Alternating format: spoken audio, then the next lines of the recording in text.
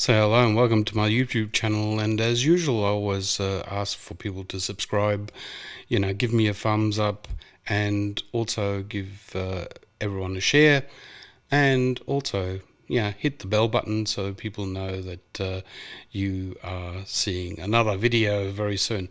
I would just like to just get straight into it, and today we're going to be talking about fashion photography.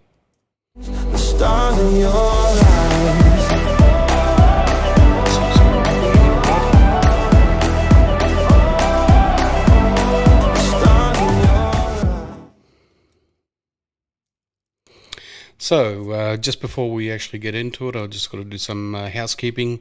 Parts of fashion photography can include nudity or suggested nudity. Nudity in this connection should be viewed as art and nothing else. And some images in this presentation have been strategically post-covered and are not meant to offend anyone. So, as a fashion photographer, you'll get into a lot of prints and get very knowledgeable about the fashion very soon. So what is fashion photography really? Fashion photography is a genre devoted to displaying clothing and other fashion items.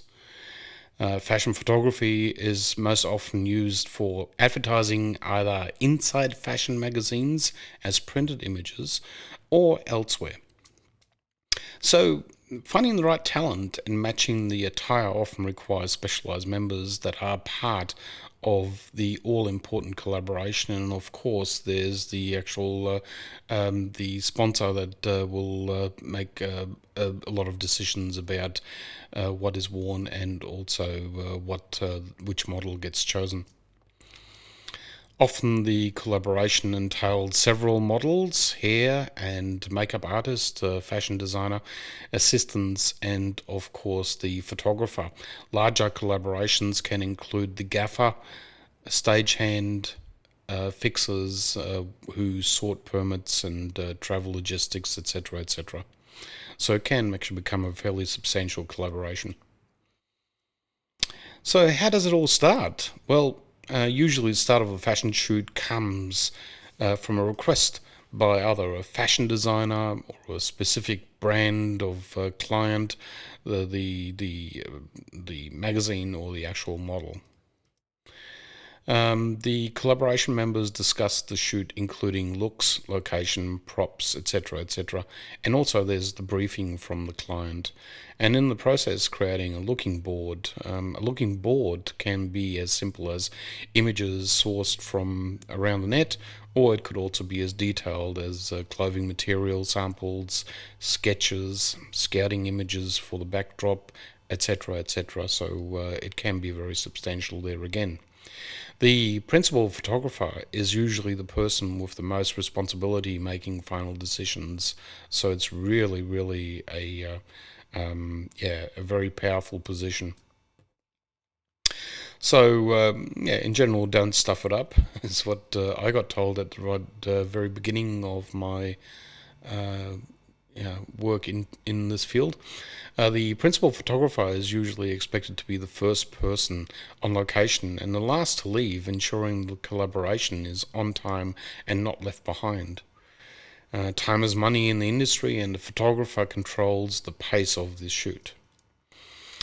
The shoot will have a dress room, restroom, the studio will have a dress room, restroom, and makeup table, mirror for the talent to be readied. The studio backdrop, lighting, and camera gear are usually sorted well before the shoot. Usually it's somewhere around, 1 to 2 days beforehand. So it is going to be very polished by the time the model arrives, etc. So the stage changes, so the studio, the look of the actual backdrop, etc., all that happens while the talent changes into another outfit. So usually you want to get that done really quick. You want to be ready before the model is ready. Non-studio locations are usually scattered by the photographer and the client. So color matching is very important, and in this, that's the reason why we have color checkers as well. So that's what we use in our daily lives. That's for sensitive client work that actually need to be color accurate. Also, if people don't know about a color checker, that comes also with like a monitor screen calibrator, so that will sort of match colors, etc., etc. If you want to know more about it, please look it up. Look up color checker, and there's a lot of information about those. The cutting floor is a mess, and what I mean by that is that, you will be shooting hundreds of images for a shoot, and if not thousands of images, and uh, the uh, the editorial can be somewhere around 16 images at the end, so 16 pictures make it. The rest of it just basically is binned. Again, collaboration comes into play, and a specialist editor can be called in to work on the images. At this stage, the title of the shoot and the editing details are worked out before the images are submitted to the magazine. So these are the only flexible parts that a photographer will have until the magazine gets hold of the images. An editorial writer will do the script within the magazine, which entails interviewing individuals that are poignant to the story. The magazine uses negative space in the images for placement of text, as you can see there on the images. Negative space ratio in images of images are the responsibility of the photographer. A double truck must not cut through important parts of the images, which is an added job of the photographer. So a double truck is basically 2 pages of the magazine, and there is the center fold. So you just want to make sure that nothing that is important is inside the center fold, because on a PDF that looks okay, but in reality, when you open up a magazine, you'll see this fold. There's a lot of material of the picture being used up in the actual binding. So be careful with that. The first returns of the collaboration is when tear sheets are available, which are the magazine's printouts for checking and final layout. So that will have all the written editorial in there. All the actual, all the garnishing will be there for people to look at before it goes into print. So fashion magazines usually come in 2 flavors for purchasing. It's the electronic one, which is PDF usually, and the physical hard copies, which are basically sent out to you. Respect the collaboration. Now, what I'm talking about here is a model release, and you can see my model release here. And if you like, you can pause the video and maybe just copy some of the writing.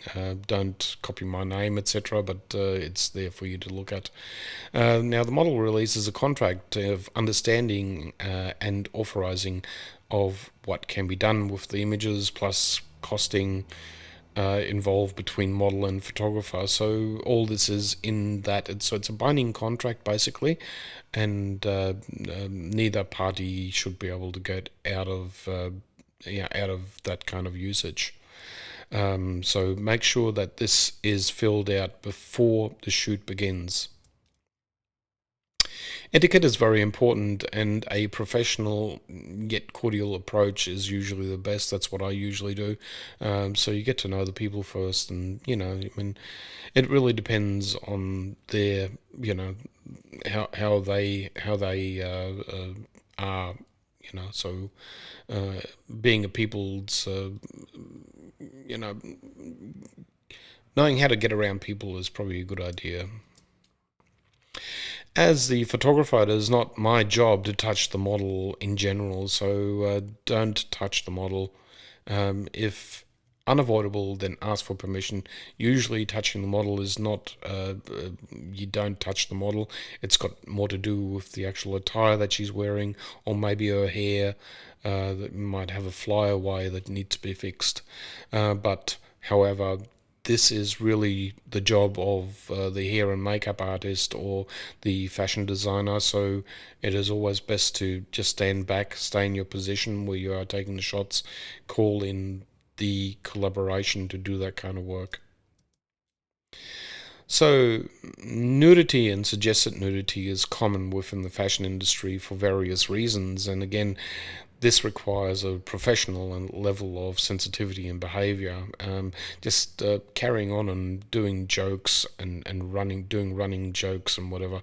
It's, I mean, you got to remember that you are dressed and fully clothed, and the talent is not. So it's we just have to sort of like take into account that all these people have got feelings. So now a pre-discussion with the model are a must. Changing the shoot into nude photography on the day are very unprofessional and frowned upon by the industry. Always keep promises like payments, food, drink offers, and finishing times, etc. Everyone has got a life outside of photography, and a lot of models have got families, etc., etc., that they have to attend to, and it's just not correct if you extend times of how long they have to stay back. So there are many more skills apart from the fashion industry that I've delved into over time because of COVID. So it's just been bad for the industry as such, but that can be said about all the other industries as well. It is no secret, but time has also created a learning period for me, and to become more knowledgeable about doing video, doing live shows, and also becoming familiar with other passions like wildlife photography, such as bird and flight. And I also now offer workshops. So knowing other genres are equally important and you cannot expect ongoing work in just one field of photography, which was proven especially by the onset of COVID. These days I delve into many aspects of photography and also videography. Professionals have to wear many hats into the future. Education via sources such as YouTube, workshops, photo walks, and Facebook are part of what I supplied to the industry these days. So is fashion photography viable these days? Well, the fashion industry still thrives in just about every country. It is also a fact that social media, online services, and so-called GWCs, guys with camera, have diminished the professional side of global fashion magazine sales. Considering that the rag industry will continue to exist and that fashion is a substantial part of people's lives, the outlook for professional photography, and especially the fashion photography, can be great if there is a will to take on hard work. So, who would thrive in the industry? Personally, I would say the photographer should be an extrovert.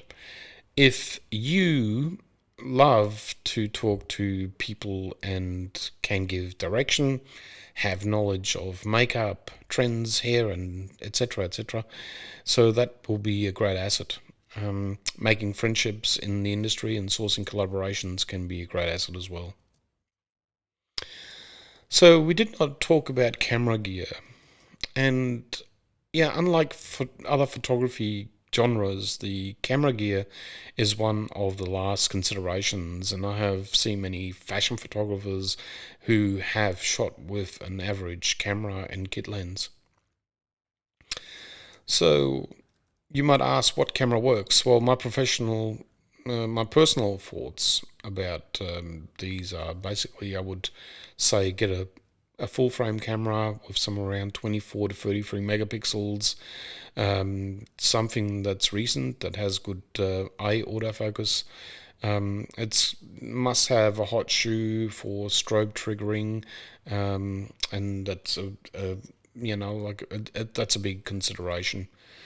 So a trigger is basically sits on the hot shoe and triggers off many flashes if needed. So in the Sony range, I would say that like an A9 or an A7 IV would be a good camera.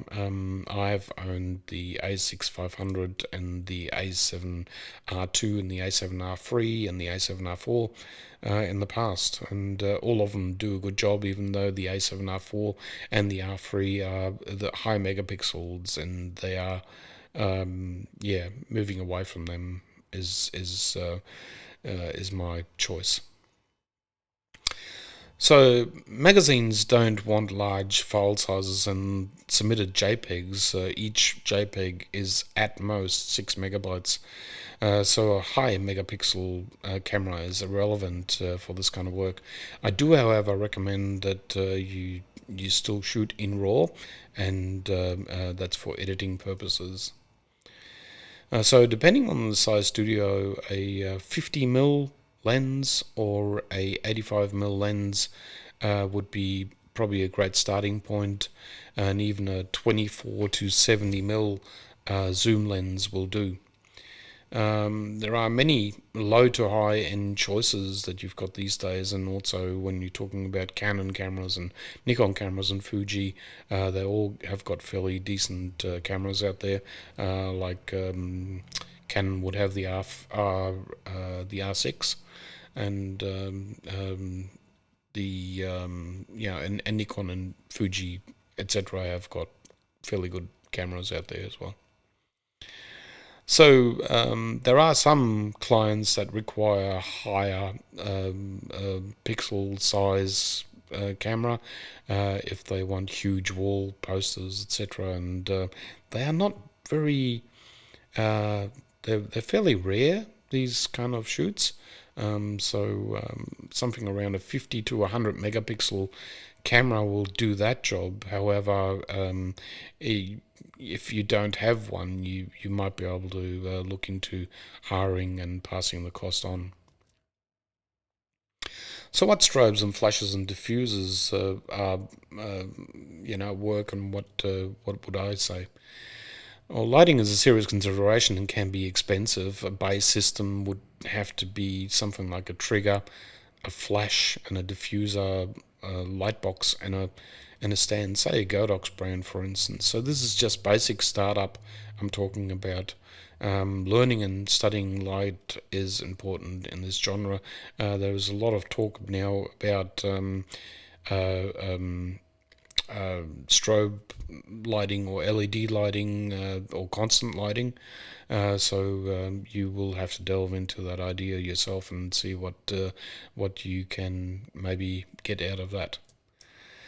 Many studios provide lighting gear as part of their rental, which can be a better, cost-effective way of doing things with your client. Usually, once deciding on a brand, stick to it, since triggers and mounts cannot be interchanged very well. So it's no good having 3 or 4 different types of units, and you've got this. You can't work really well between those. So in general, a Godox trigger will only fire a Godox, So, and a broncolor will only trigger something like a broncolor. So a diffuser can fit if it's matching. The stars in your eyes.